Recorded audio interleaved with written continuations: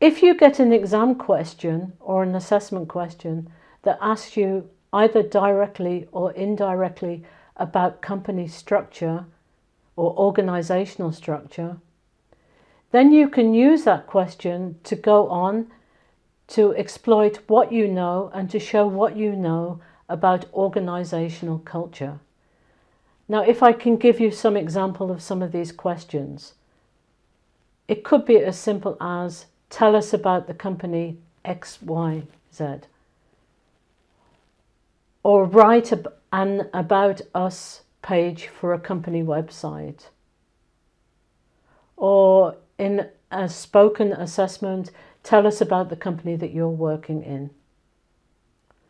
So before we go on to talk about organizational culture, what I would like to do is talk about business models and tools. Now, in any business English university or college course, you will meet a number of business models and tools. And the reason a lot of these come up in a business English course is that they originate and they come from universities and institutions that exist in English-speaking countries. And many of these tools, they're certainly used in business, and when they're used in business, sometimes the terms for these tools, they're either spoken about in English, or even if people are using another language or languages, they will use the terms for the tool in English. So the first tool that I would like to introduce you to on this course is one to do with organisational culture. And I'd like to introduce you to Charles Handy. Now, Charles Handy is an example of being in English-speaking culture. He was born in Ireland and he worked for the London Business School. Now, he's written a number of books about business and about management, but he wrote the book Understanding Organisations. And just knowing in very simple terms about the 4 dimensions of organisational culture that he outlines in this book, as I say, this will you can exploit this knowledge to talk about organisational structure. So let's have a look at these 4 dimensions of culture. So the first culture that Handy outlines is a power culture. And in a power culture, power is centred among a very few people in the company. And it tends to radiate from these few people, it tends to radiate from the centre and from these people who have the power. And your power, your personal power, will depend on the personal relationship you have to the people in the centre. This kind of culture allows quick decision making. The second dimension, or the second organisational culture that Handy identifies, is a role culture. Now, role culture is based on hierarchy and hierarchical authority. These kind of companies, if we look at the diagram, the boxes in this diagram will have roles rather than people. So there will be R&D manager, marketing manager, sales manager, procurement manager. And even if people leave the role or they leave the company, the box will not change, but somebody else comes in and they occupy that role in the company. These kind of companies tend to have long chains of command, and one of the words that's often used about a role culture is that it's bureaucratic. Now, in contrast to this, you can have a task culture, and tasks are based on teams, and teams are formed to solve problems, and teams make their own objectives. And the final 4th dimension of culture that Handy identifies is a person culture. And a person culture is based on individuals, and individuals with individual talent.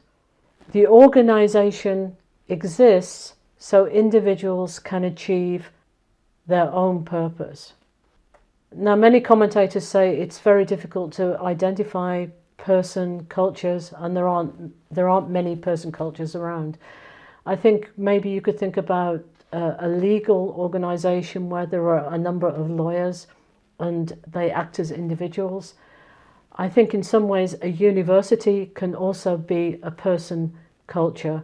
So if you think about a business faculty, there might be 30 or 40 professors in that faculty, and a lot of the time, or most of the time, they're working within a person culture. They're developing their subject and their subject area, and they're really individuals with individual talent in their area. So how can you exploit these 4 cultures to talk about or to link them to organisational structure? Well, the answer might be already clear to you. So if we look at a power culture, the image that's often used with a power culture is it's like a spider's web with the power in the centre and radiating out from the centre. And this is clearly linked in the previous video to the circle diagram, the circle organisational structure. A role culture is clearly, and the word even exists in the description of a role culture, it's clearly linked to a hierarchical organisational structure. And again, if we go to task and we think about teams, this is clearly linked to a matrix structure. So again, it's very easy to use what you know about organisational structure, and if you've got the time and space in answering a question, you can go on to talk about organisational culture. So from here, depending on the time that you have to talk about organisational structure and culture, you could include Edgar Schein's organisational culture model. Now this is a model that you might meet in other courses.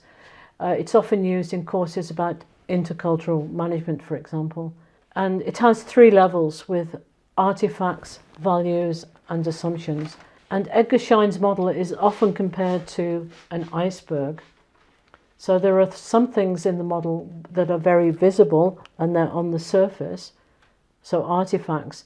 And as you go down, things become less and less visible, or maybe invisible. You can't see them at all.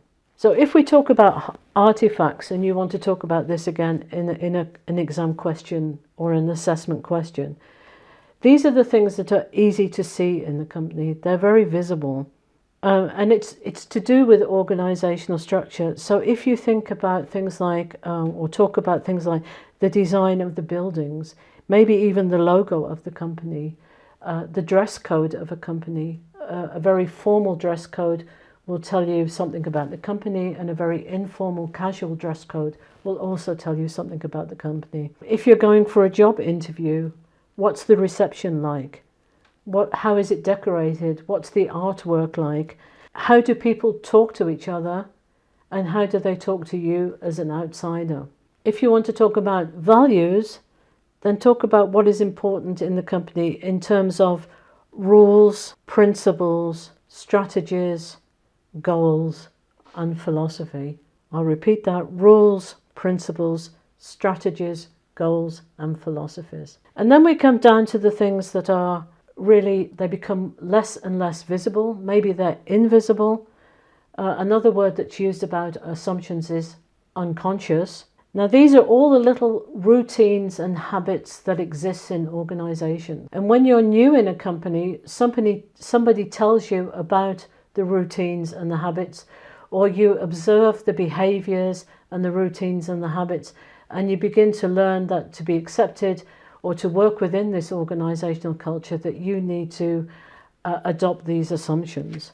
And these can be, very simple things. Think about in companies, there might be a Monday meeting, and the Monday meeting is a routine. It's held at a certain time in a certain room, and there is a sort of tradition with this, where one person is responsible for buying the breakfast for everybody else each Monday morning. It could be the routines and habits that people have for birthdays and celebrations and things like this.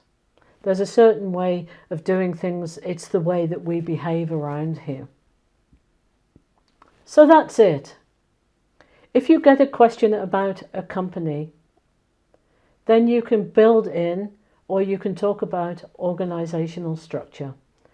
If you're talking about organizational structure, you can link that to organizational culture. And it's very easy to talk about Charles Handy's 4 dimensions of culture. So power, role, task, and person, and to link that directly to organisational structure. If you've got time and space in the question, or indeed if you're really interested in this area, then you can use something like Schein's model of organisational culture and link this to structure.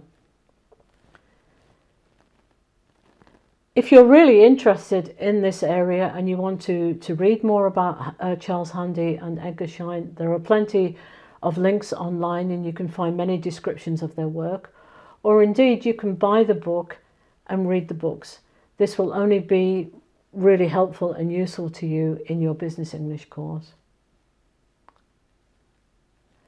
So thank you again once more for listening.